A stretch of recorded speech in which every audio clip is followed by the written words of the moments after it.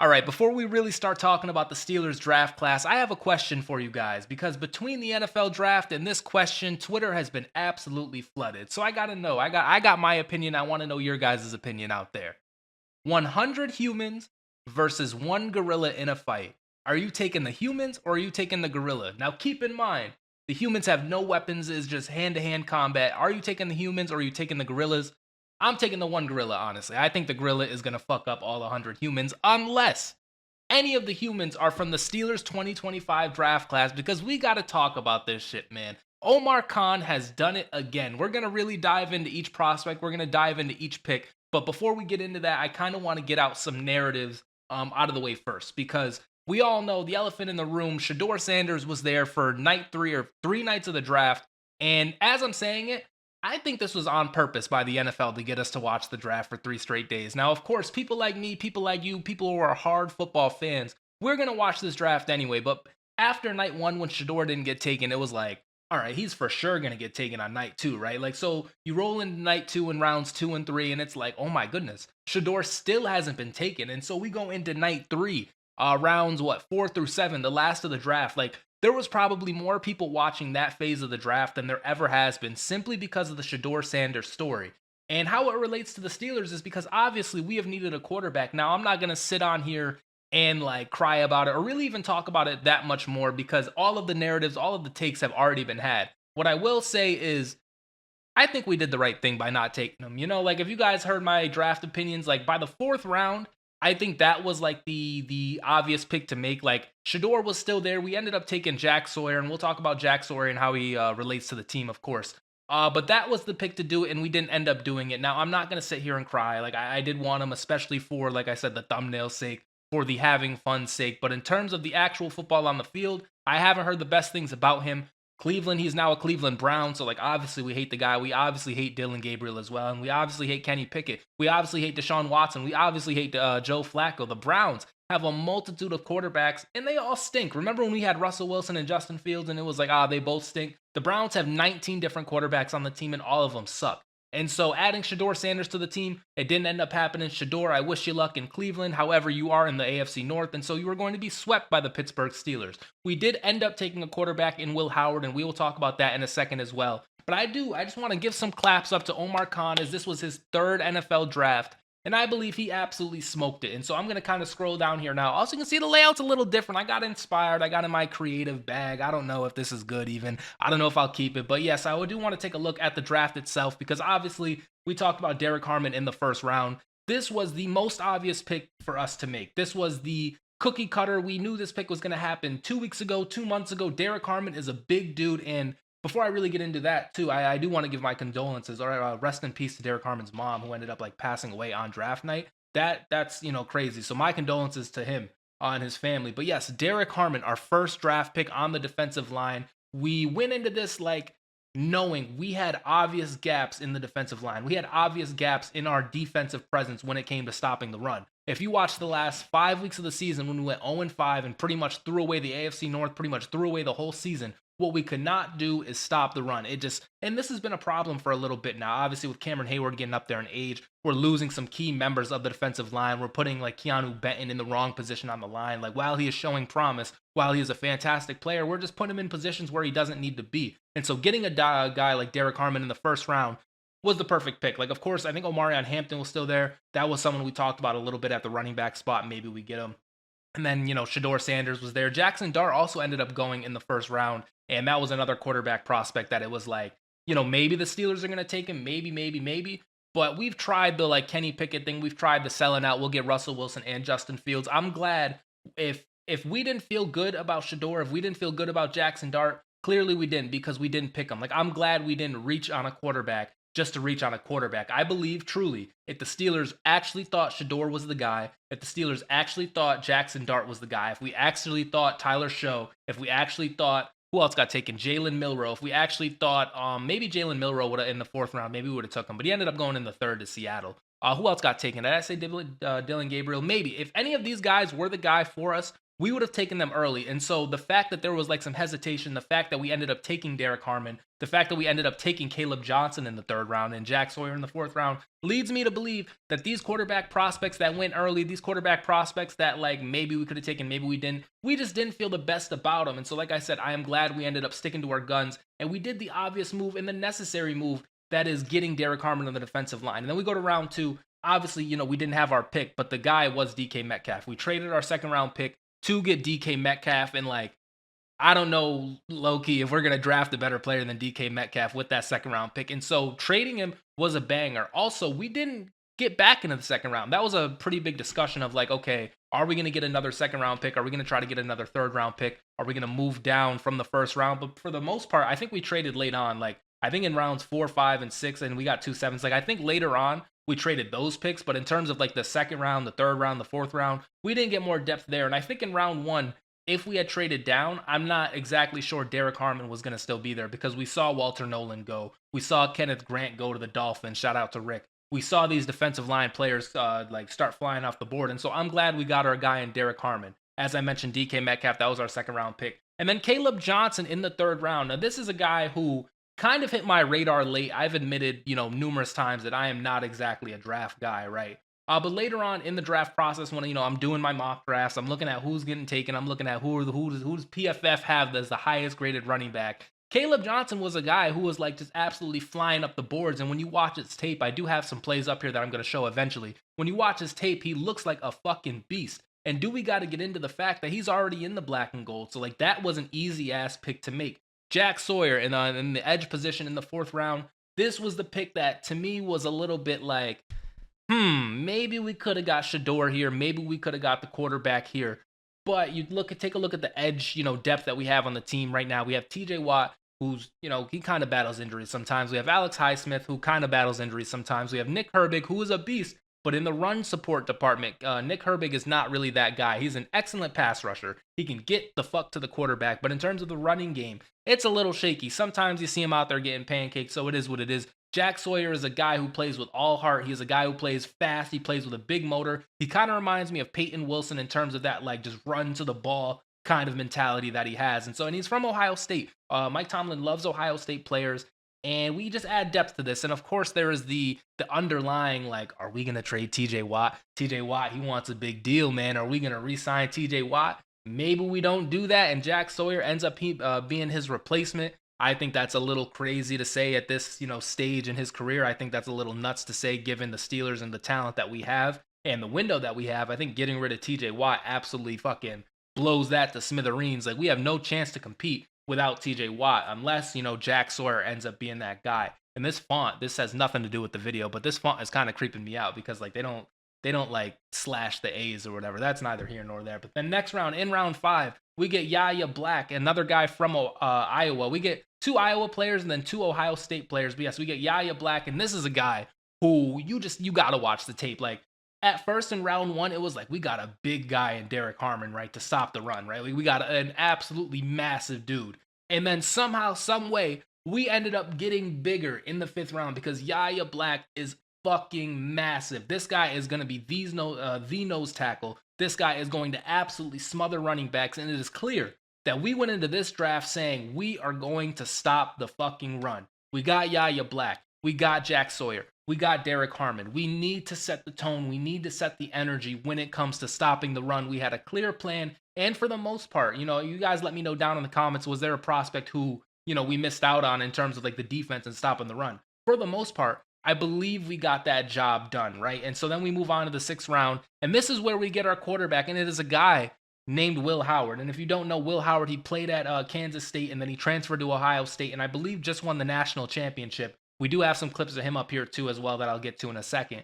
But this guy, he seems like a great pocket passer. He has a great deep ball. He has a great ball. He's pretty athletic. John Gruden called him baby Josh Allen, so maybe we got Josh Allen. But to me, I'm pretty happy about the Will Howard pick because not only do we get a quarterback of like, some kind of chance that he's going to be good, maybe a career backup, but at this point, when you look at the Steelers, quarterback room, we got a lot of, like it can only go up. Like there's a lot of players that wouldn't necessarily upgrade us, right? But I think Will Howard is a guy that maybe upgrades the room. And then the subplot, I really don't want to talk about it that much more. But we might get Aaron Rodgers, right? And so Aaron Rodgers kind of being the guy this year. Maybe he mentors Will Howard for a little bit. Maybe Will Howard has Mason Rudolph shaking in his boots. Maybe he has Skylar Thompson shaking in his boots, right? Maybe there's a chance that Will Howard becomes our quarterback one day.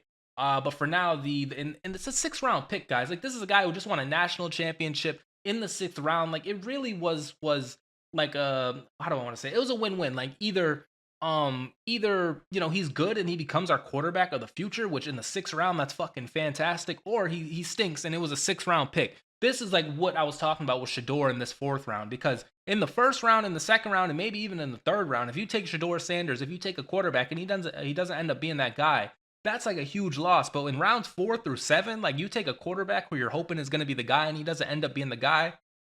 Oh, well, it happens. It's a 4th round pick. It's a late round pick. And so Will Howard, all he has to do is just do the shit he's been taught to do. Do the thing he's progressed his whole career to do. This guy transferred from Kansas State to go to Ohio State, and they ended up winning a national championship. He's only gotten better every single year of his career. And so I'm just hoping and praying that our quarterback development team in Pittsburgh is a little bit better than before. We actually give Will Howard a chance to develop before we throw him out there into the fire. Aaron Rodgers, we're talking to you. Please fucking make a decision, man, because if not, we're playing Mason Rudolph football, and Mason Rudolph is passing the torch to Will Howard. Steelers fans, are we in the mud, man? Mason Rudolph passing the torch to Will Howard. It's hard to get excited about that, but we got to keep going with the draft prospects, because in the 7th round, we ended up taking Carson Bronner, and then in another 7th-round pick, we got Dante Kent. And both of these guys look to be special teams additions who can maybe potentially have some impact in like actual play on defense. Both of them, they're dogs. Dante Kent, he had the most passes defended, right? He had the most passes defended in the NCAA. And then at the same time, he gave up the most explosive plays in the NCAA.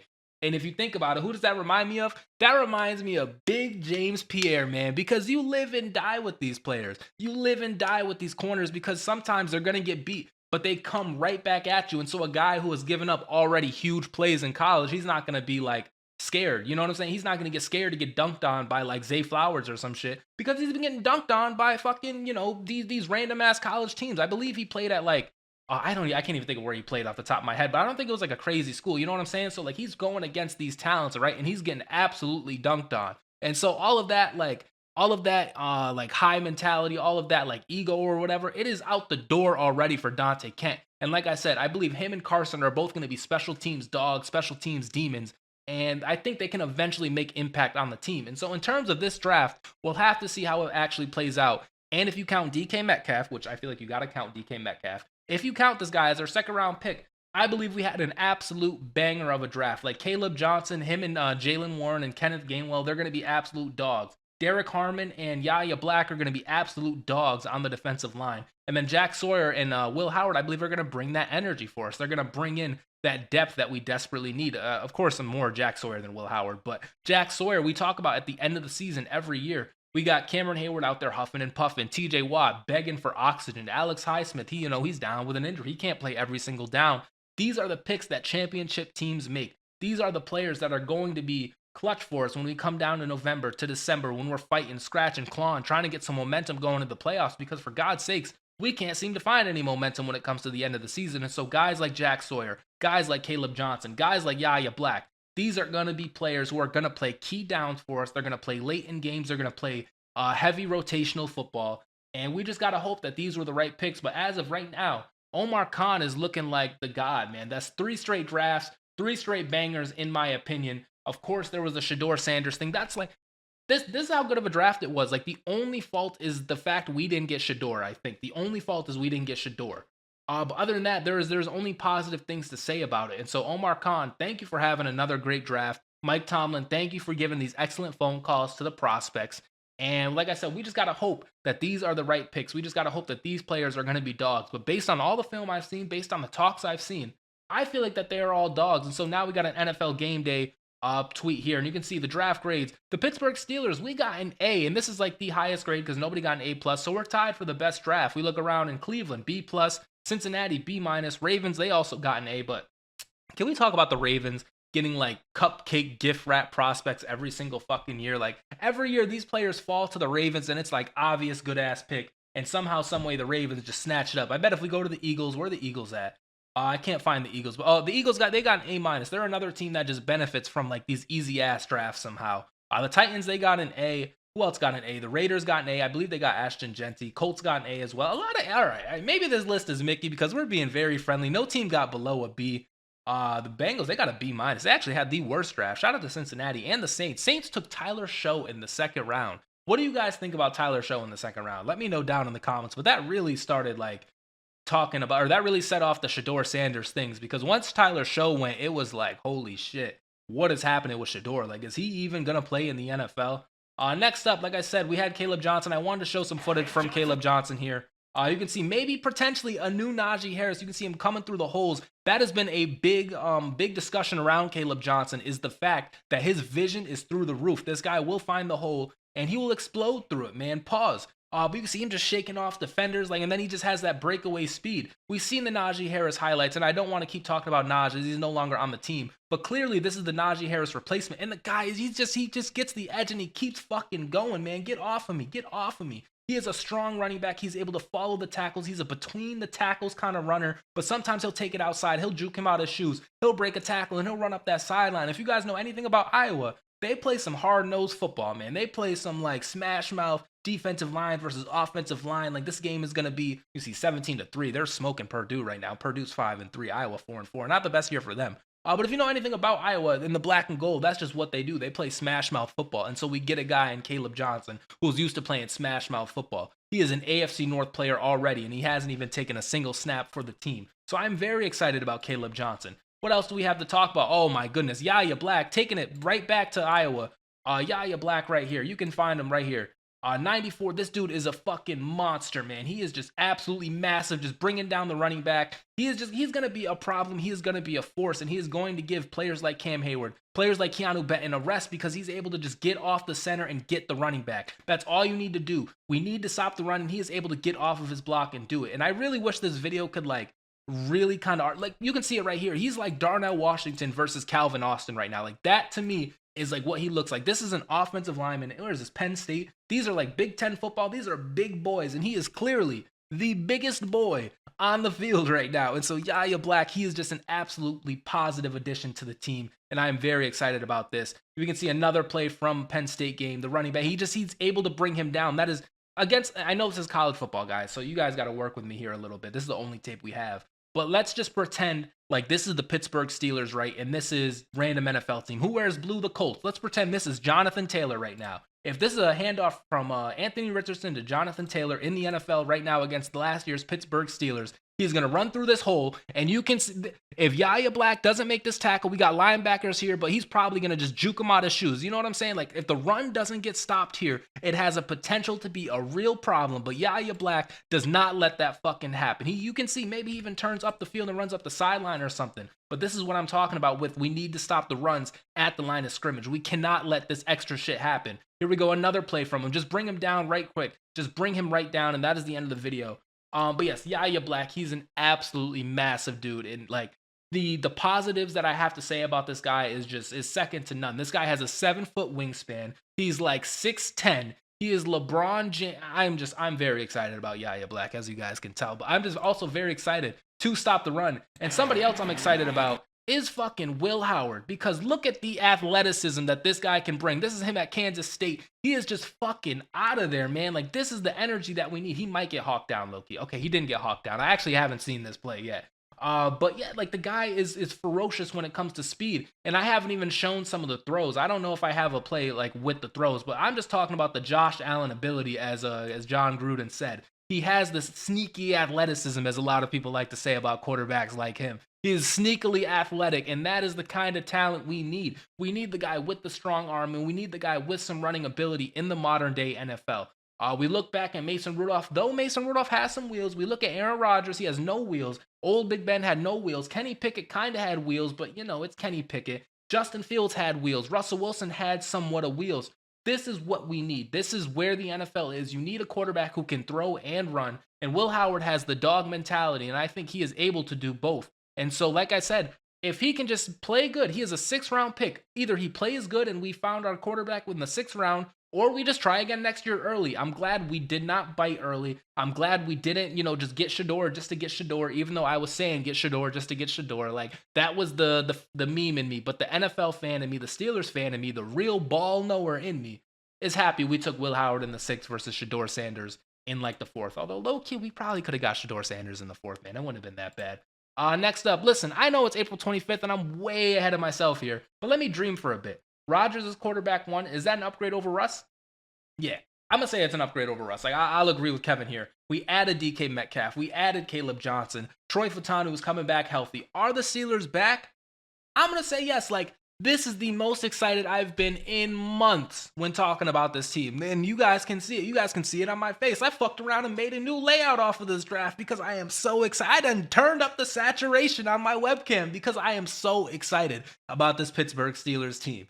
And so it is what it is, man. If you don't believe in this team, that's cool. It's whatever. But I think we had another phenomenal draft. I think Omar Khan has done a fantastic job as general manager because guys, we got DK Metcalf. Like, I know it was weird and doesn't really count as a 2nd round pick, but we're forgetting about that. We're forgetting that we added a player like DK Metcalf. And what are you going to say out there? Who's going to throw him the ball? Who's going to throw him the ball? We will fucking figure that shit out, man. I know we're about winning championships in Pittsburgh. I know the standard is the standard. We're on the stairway to 7, that 7th Lombardi.